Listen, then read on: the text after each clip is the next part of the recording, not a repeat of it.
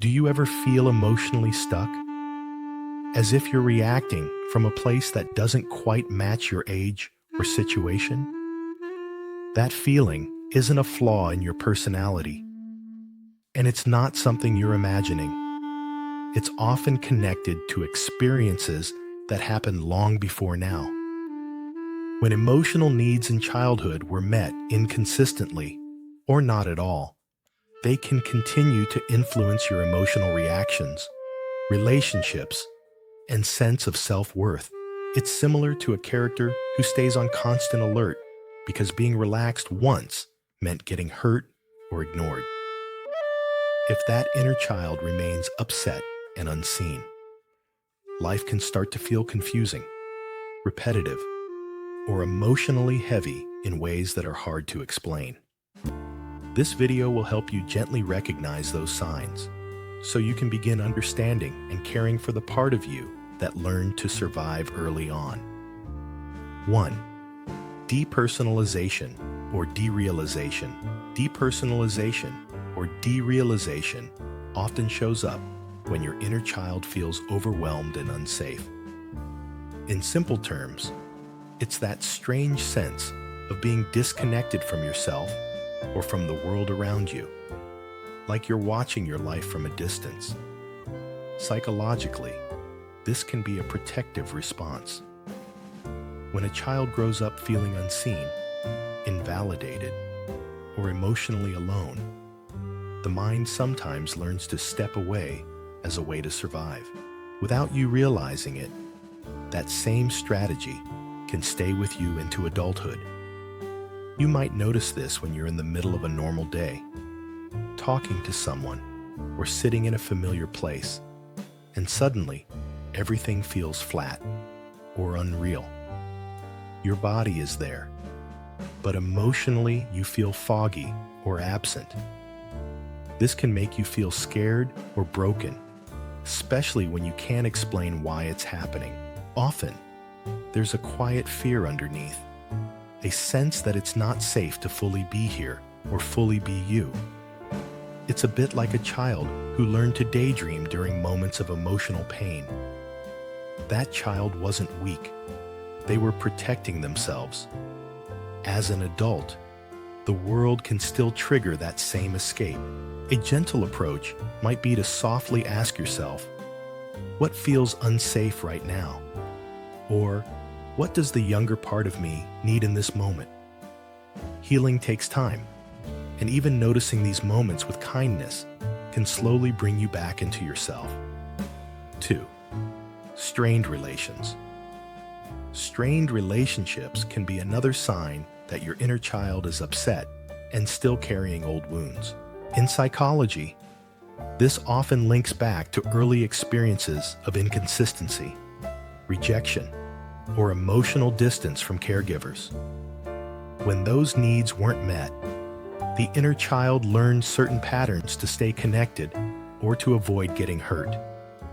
Without you realizing it, those patterns can quietly shape how you relate to people now.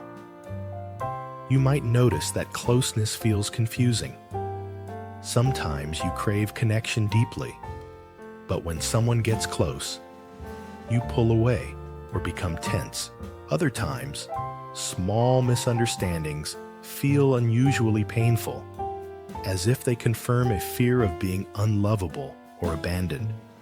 This can make you feel lonely even when you're not alone, or guilty for needing reassurance.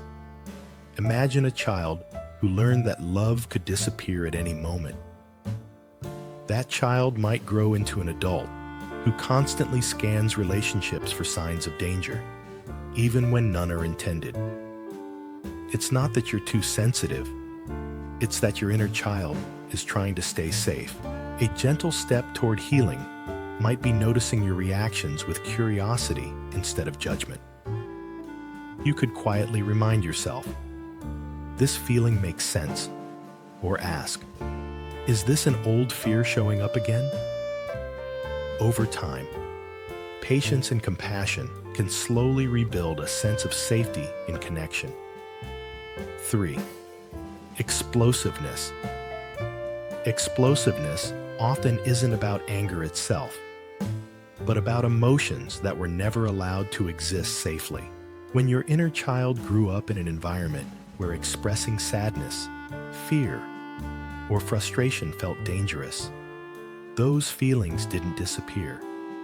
They stayed stored in the body. Psychologically, suppressed emotions tend to come out sideways.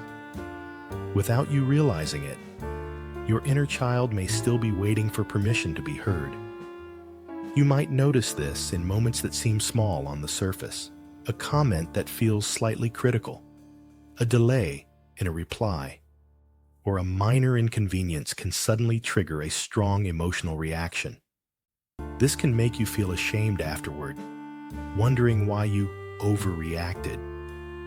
But inside, it often feels like something bursts open all at once because it's been held in for so long. It's similar to a shaken soda can. The pressure builds quietly, and when the lid opens, everything spills out.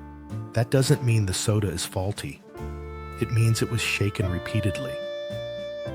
A gentle approach here might be slowing down after the reaction and asking yourself, what was I really feeling just before this?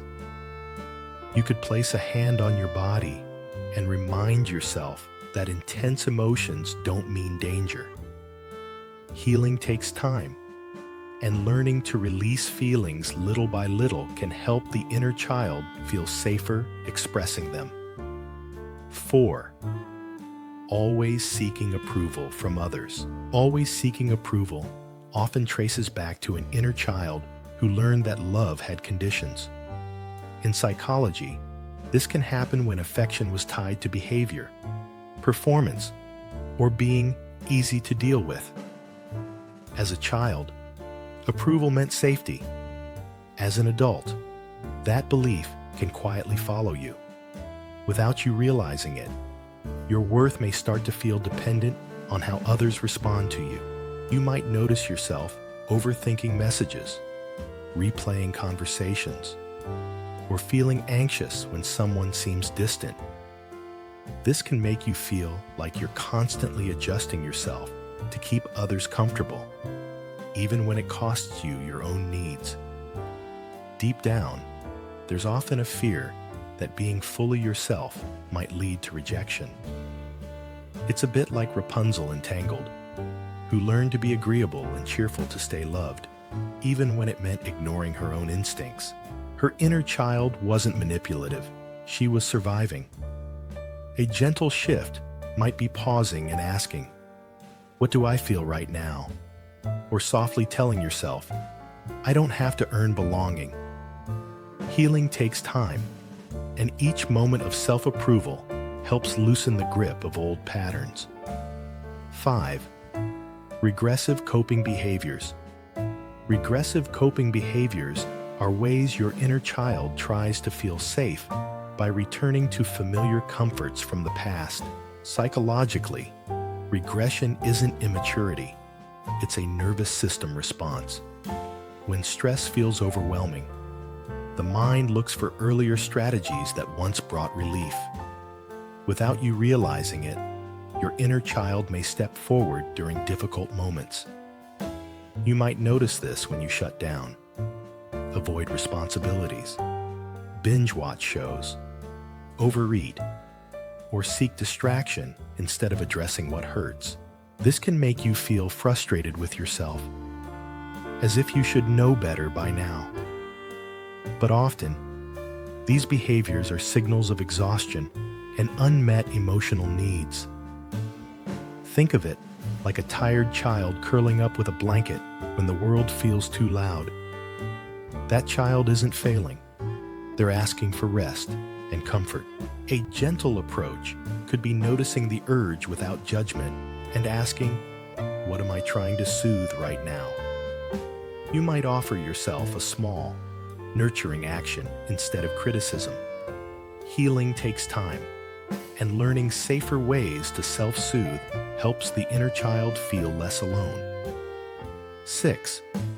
Creative block. A creative block can sometimes reflect an inner child who learned that self-expression wasn't safe or valued. Psychologically, creativity is closely tied to play, curiosity, and freedom. If those were discouraged or mocked early on, the inner child may have learned to hide. Without you realizing it, creating can start to feel risky rather than joyful. You might notice this when ideas disappear the moment you sit down to create, or when perfectionism takes over and nothing feels good enough. This can make you feel disconnected from a part of yourself that once felt alive and expressive. Underneath, there's often a fear of being seen or judged. It's similar to a child who stops drawing because someone once laughed at their picture. The desire to create never left. It just went quiet. A gentle invitation might be letting yourself create badly, playfully, or privately, without an audience. You could remind yourself, this doesn't have to be perfect to be meaningful. Healing takes time, and giving creativity a safe space can slowly invite your inner child back into expression. 7. Difficulty trusting others. Difficulty trusting others often comes from an inner child who experienced broken promises, emotional neglect, or betrayal. Psychologically, trust is learned through repeated experiences of safety. When those experiences were inconsistent, the inner child adapted by staying alert. Without you realizing it, that vigilance can remain long after the danger has passed. You might notice that you expect disappointment, even in healthy relationships. This can make you keep emotional distance, test people, or assume you'll be let down. At the same time, you may deeply want connection, which creates an exhausting inner conflict. It's like a child who learned not to rely on adults, even when help was offered. That child wasn't cynical. They were protecting themselves.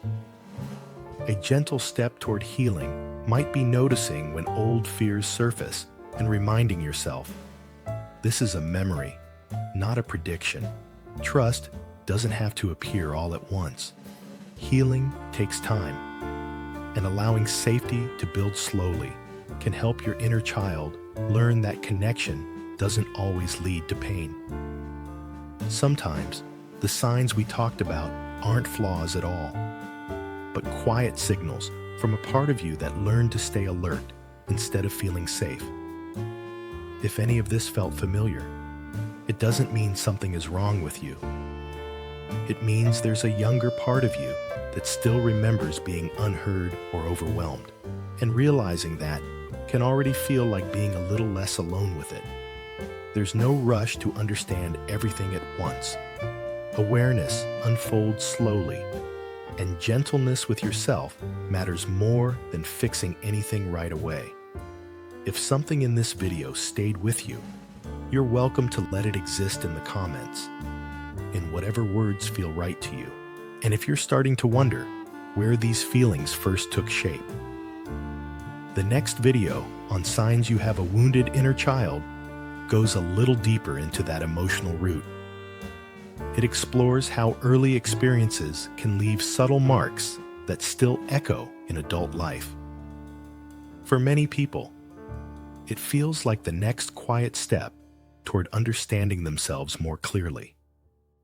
Take care of yourself, and I'll see you in the next video.